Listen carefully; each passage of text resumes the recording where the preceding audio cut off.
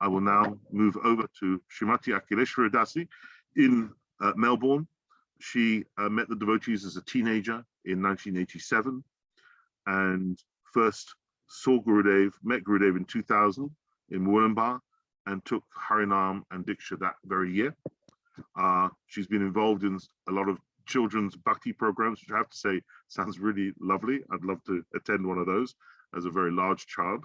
And she has done a lot of book distribution and helped establish Wollongbar, which is known as the Garden Ashram. So, Didi, over to you. Please make your offering. We're looking forward to hearing from you, and a very warm welcome. Haribol. Thank you. Can everyone hear me okay? You're able to hear me? We can hear and see you perfectly, Didi. Very good. Okay, wonderful. First of all, I'd just like to very much thank you from the bottom of my heart for giving me this opportunity to speak.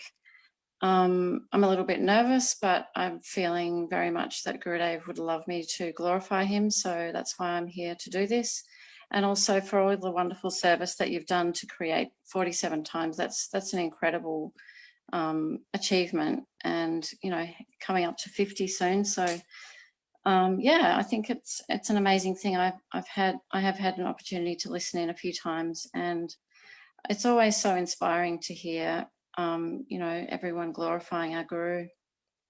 So I'll just say a couple of prayers. Namo Om Vishnu Padaya Radhikaye Priyatmane Shri Srimad Bhaktivedanta Narayana Iti Namine Om Agyana Timirandasya Gyananjana Shalakaya Chakshur Unmilitan Yena Tasmai Shri Gurave Namaha. So yeah, so I met Srila Gurudev in the year 2000, and although I had quite a bit of contact with devotees up until that time, it was mostly, I admit, it was mostly me just relishing and honouring prasadam and occasionally dancing in kirtan. I never really took it very seriously. And I never really, you know, I'd read a couple of the books, I'd tried a bit of the chanting, but I hadn't really taken to that path. I'd been following some other different paths of spirituality, and the one that I was pretty much dedicated to was the path of the goddess. So I was, I'd been training as a priestess in the goddess tradition, and I'd been learning about different goddesses and goddess traditions from around the world. But there was still some yearning inside me that I was looking for. Who is the supreme goddess? You know, I'd learnt about so many different goddesses, but they all seemed to not quite satisfy this desire of mine to worship the supreme goddess. Then when I met Srila Gurudev, well, actually, first of all, when I met Srila Gurudev's disciples, I recognised that the way that they were worshipping was different to anything I'd seen before, you know, because I'd been to a lot of ISKCON temples, and it seemed very, you know, male dominated, a bit male oriented. And I sort of lumped Krishna consciousness in with all the other, what I at the time thought of as patriarchal religions, or, you know, the masculine, honouring the divine masculine more than the divine feminine. Then when I met Srila Gurudev's disciples and I started listening to some of the lyrics of, you know, of the bhajans, and I think it was at a Radhastami program that I was invited to, and I was reading the translations of some of the, you know, the bhajans that were glorifying Srimati Radharani, and I was just, my heart just completely opened up. And I realised that this was the goddess that I was looking for. Then when I heard more about Srila Gurudev and how he was constantly glorifying her, I really wanted to meet him. So it was at Mekhala Didi's house in the year 2000, and that I first met Srila Gurudev. And when I met him, I was really struck by his humility. Was the main thing, because I knew that I'd heard from so many people what a magnanimous person he was. And so I was expecting someone to have some sort of a big ego, I guess, I think from other gurus I'd seen on TV or whatever, but I actually wasn't looking for a guru. And when I met him, my heart was just captured. And I could see first of all, his humility. And then second of all, I just felt his incredible love that he had for everyone. And there were hundreds of people there. And I could feel that everyone there was just so moved by his presence and by the love that he was just emanating from him. So, this was, so that was my heart was taken, but still my mind had a long way to come. So it wasn't, and it over that next year before Gurudev came back, I did some reading and researching and tried to really understand what the differences were between what he was teaching me and what I'd learned before. And the pieces all started to fall together. And I remember actually thinking, like I'd been doing different forms of worship, and when I noticed the arti tray, and I remember thinking, oh, all the elements, because with the goddess worship, I'd very much been worshipping with using the 4 elements, and I noticed there that there was incense, which represented the air, then the ghee wicks represented the fire, and then the conch represented the water, and these were all being offered to Srimati Radhika and to Krishna, and then the flowers, which came from the earth. So that felt very comfortable for me. And then also that everyone was dancing around a tulsi plant. So there was that nature worship. Everyone was worshipping trees and rivers and sacred hills. And also like using a lunar calendar, which I was very much into. So all of this was very attractive to me, as well as all the beautiful songs and the beautiful Leela about Radharani and all the gopis. So the next year when I met Srila Gurudev, I asked him for initiation, and he gave me the name Aditi, which I thought was really interesting, because Aditi was the mother of the demigods. And at that time I was feeling like I'd moved beyond worshipping who I now realized were the demigoddesses to wanting to worship Srimati Radhika and become her servant. So I was a little bit perplexed, and I actually went to Gurudev a few days later on his appearance day and asked him, why did I get this name? Why didn't I get a name from Vrindavan? And Brajanath was there, and he knew I'd asked him before, and Brajanath and Gurudev kind of said, what do you mean? And Brajanath said, she wants a name from Vrindavan, which I hadn't actually said that, but that was my heart's desire. So Gurudev said, tomorrow you should come, I'll give you a new name. And then the next day he gave me the name Akhilesvari, which of course means she who controls everything, which is such a beautiful and glorious name of Srimati Radhika.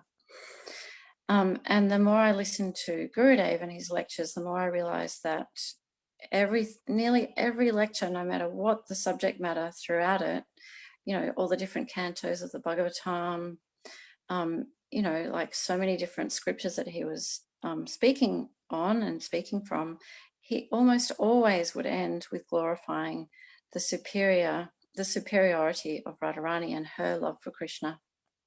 So that was very satisfying for me, and I really allowed myself to go deeply into his teachings about the goddess.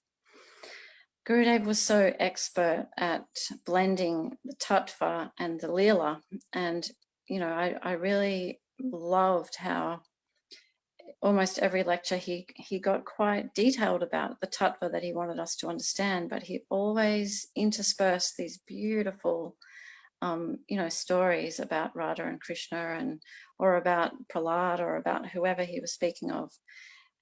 So he wanted us to really know and understand both. He wanted us to really deeply understand all of the tattva, and he painstakingly instructed us, in so much detail, but he also always brought through these beautiful stories that just captured our hearts. So it was like he was recognizing that we really need to understand everything, all the Jiva Tattva and the Maya Tattva, and the Krishna Tattva and the Radha Tattva and all Guru Tattva.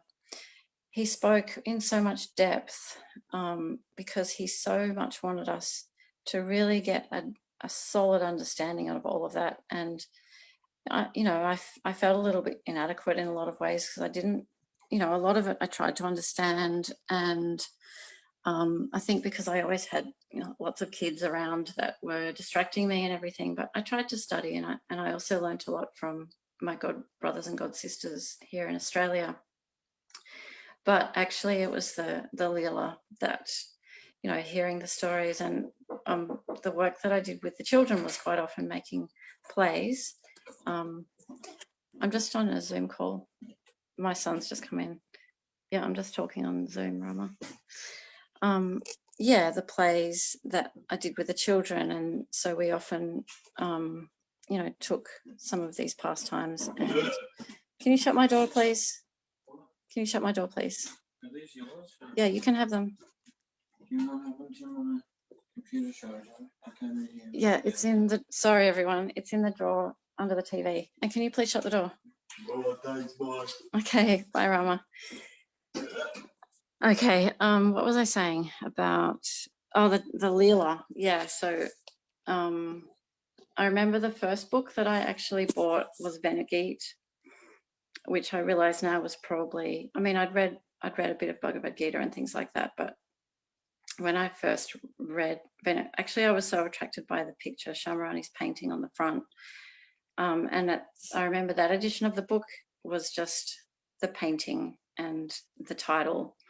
So I couldn't resist that. And so I bought the book, and as I was reading it, I felt Gurudev's, the depth of his understanding and the beauty of the stories. And I felt like they just helped me to transcend and to understand everything that he was teaching us on this other level of, it was like he actually opened up this window into the spiritual world, and we could enter into those moods not through his lectures, but also through his books. And that was such a special thing. And I'm still, when I read his books, every time I read his books, I get more and more from them.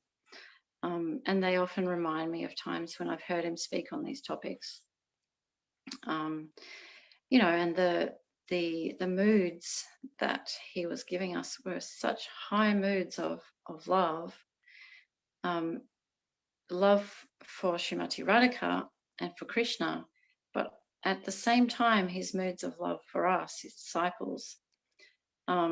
So it was almost like he was drawing us into the family of Srimati Radhika through his lectures, and just through his little conversations that he would have with us. It was, it always felt so special.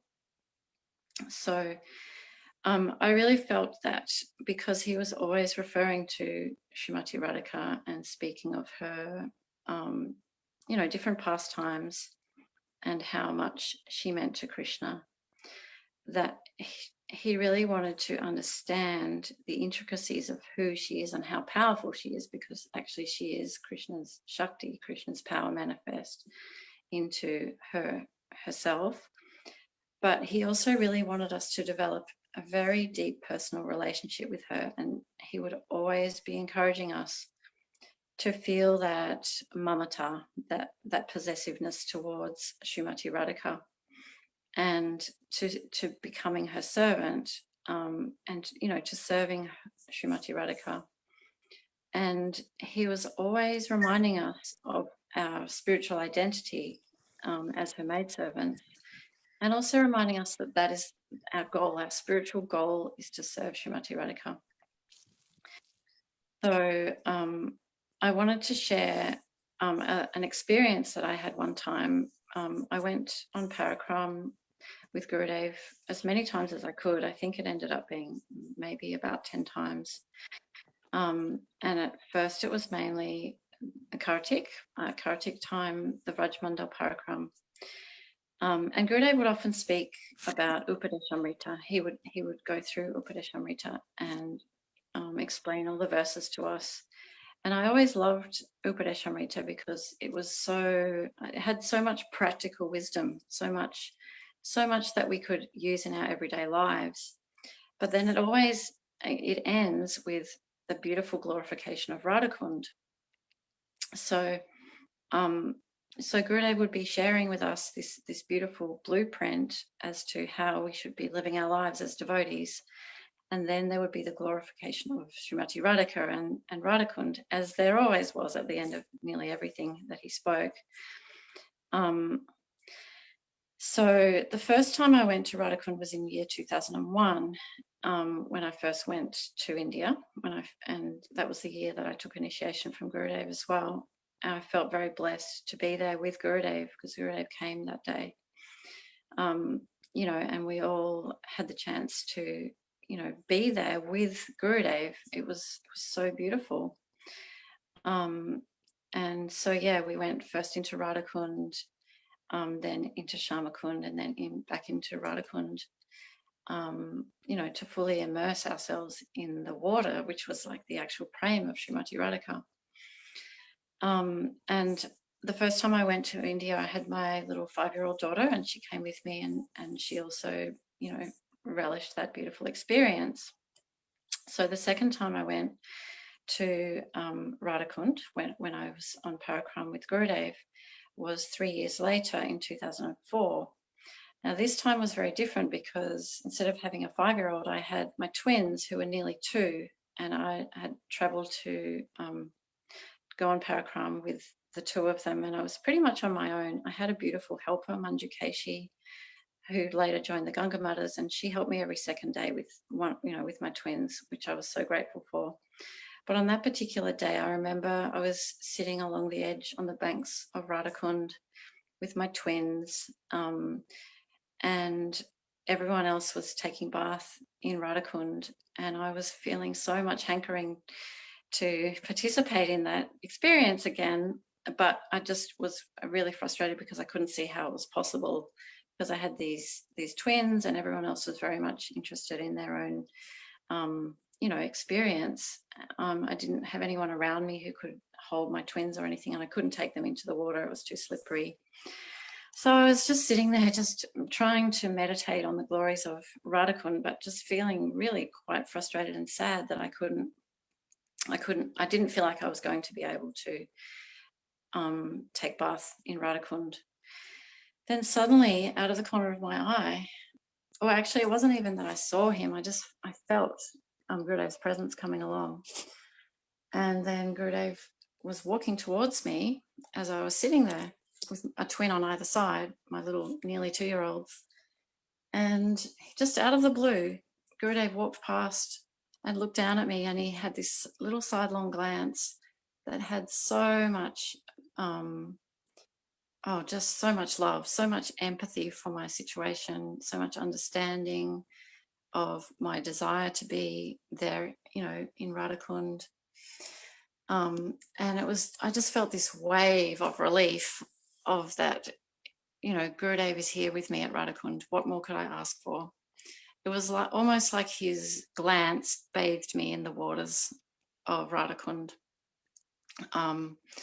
And it was very transformative. I actually felt like Gurudev had initiated me in some way into a deeper understanding of Radhakund.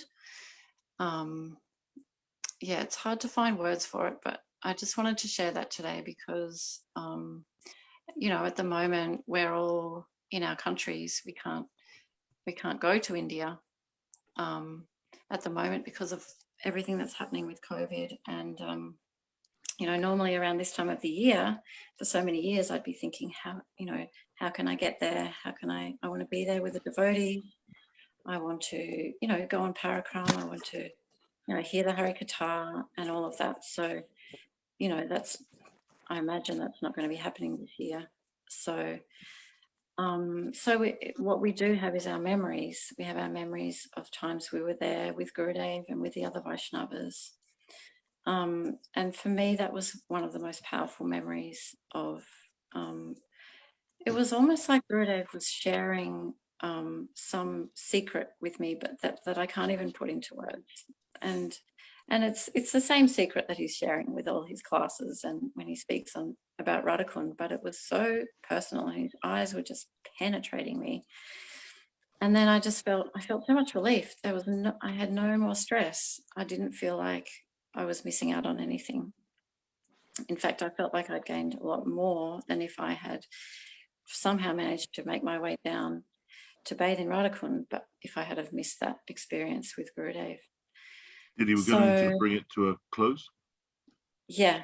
So yeah, I just want to thank you again for the opportunity to speak.